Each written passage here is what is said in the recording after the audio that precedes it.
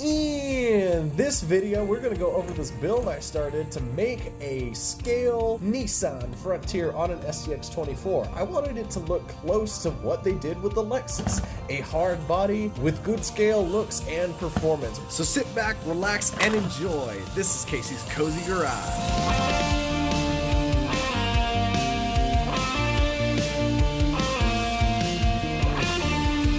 Welcome to Casey's Cozy Garage, everybody. It's been a minute, but hey, I'm still here. So I've been working on this. I've been working on some other projects and whatnot. I would just like for you to like and subscribe. We are nearly to 1,000 subscribers, and you need to hit 1,000 subscribers if you want to get paid a couple pennies on YouTube. So this video is about this truck right here, and the reason I have both of these together is I wanted to try to make a truck similar to the Lexus GS that Axial has recently released. I wanted something different that no one else has, and you know, these haven't been selling amazing in my local community, so I already have something different with this one, but I wanted to make something kind of bespoke to myself. Not to be shy about it, but I have won a few competitions. The prizes for those competitions have been some axles, some parts, the chassis kit that this is built on, and whatnot. So I decided to go to Walmart and buy a new bright Nissan toy that we did a video of. You should check that video out if you haven't seen it. But I took the body off of that and put it on an SCX24. And as easy as that sounds in principle, it really wasn't. So today we're going to be going over this build. And the reason this is part one to this build is although it looks good, although I'm happy with how it drives and whatnot, we are going to paint it in part two to try to make it look even more scale.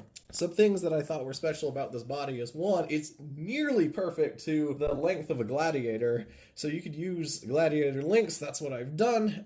It could be a little shorter in the front. I have it lined up perfectly in the rear and stretched out in the front to give me a little bit better approach angle. I decided to keep this bash bar because I thought it looked kind of cool. You know, the goal of this is to try to cover up as much of the electronics and magic underneath as possible. You know, the approach angle is okay. If we take a look at the Lexus might be a little bit better, but it's kind of close, I guess. Good enough for what we want this truck to do. We have some spare tires and fuel cans in the back, some fake rock sliders, or not rock sliders, whatever these are called. I know. The body's got some cool rock sliders. We got clear headlights, tail lights, Frontier embossed in the tailgate, nice roof rack. It's a scaler. We'll try to compete with it, but it's not really, we're not going to really be competing with it too much. We got a cool bumper in the back. It is a new bright, like $20 monster truck, so it's like cheaper than some nice bodies, nice Lexan bodies out there.